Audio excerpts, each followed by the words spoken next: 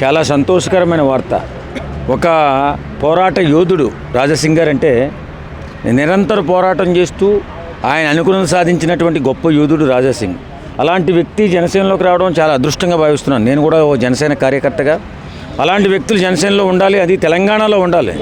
ఎందుకంటే తెలంగాణలో ఒకరి తర్వాత ఒకరు ముఖ్యమంత్రులు అవుతున్నారు, కానీ వాళ్ళని ఎదిరించే వాళ్ళు చాలా తక్కువ మంది ఉన్నారు. వాళ్ళు సంపాదించుకుంటూ ముందుకు వెళ్ళిపోతున్నారు. కాబట్టి తెలంగాణకి అత్యవసరంగా ఒక కొత్త ముఖ్యమంత్రి, కొత్త పార్టీ రావాల్సిన అవసరం ఎంతైనా ఉందని చెప్పి అనిపిస్తుంది. రాజాసింగ్ గారు వస్తే బీజేపీ అలాగే జనసేన కూడా కలిపి పోటీ చేస్తే రాజాసింగే నా దృష్టిలో సీఎం అభ్యర్థి అని అనిపిస్తుంది. అంత అభిమానం ఆయన అంటే నాకు. ఎందుకంటే ఆయన గత 30 సంవత్సరాలుగా నేను హైదరాబాద్లో ఉంటున్నాను. ఆయన పోరాట పటిమ అక్కడ ఉన్న ఓల్డ్ సిటీలో మొగ్గవోని పోరాటంతో అకుంఠిత దీక్షతో 3 సార్లు 4 సార్లు ఎమ్మెల్యేగా గెలిచారు. అంతకంటే ముందు ఆపదలో ఉన్న వ్యక్తులను ఆదుకోవడంలో ఆయన ముందుంటాడు. ఎప్పుడైనా అన్నా నాకు ఈ కష్టం ఉందంటే పరిగెత్తుకునే వచ్చేటటువంటి వ్యక్తి ఎవరైనా ఉన్నారంటే రాజాసింగ్ గారు.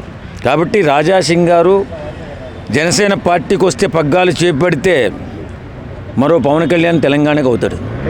జనసేనలో జాయిన్ అయ్యాక సో బీజేపీ మళ్ళీ కలుస్తుంటారా? కలవడానికి ఏముందండి, ఇప్పుడు అదేం లేదు. ఆయన బీజేపీలో ఆయన్ని మాట నెగ్గలేదు కాబట్టి ఇందులోకి వస్తున్నాడు. ఆయన అనుకున్నది జనసేనలో ఉండి సాధించగలుగుతాడేమో. కాబట్టి పార్టీలు మారడం అనేది సహజం. రాజకీయ నాయకులు పార్టీ మారడంలో పెద్ద తప్పే ఉంది, ఇబ్బంది ఏం లేదు కదా. కాబట్టి అధిష్టానం వాళ్ళు నిర్ణయించుకుంటారు పొత్తు అనేది. కాబట్టి పొత్తులో ఈ ఒక్క రాజాసింగ్ గారి గురించి పొత్తు పెట్టుకోవడం మానేరు కదా.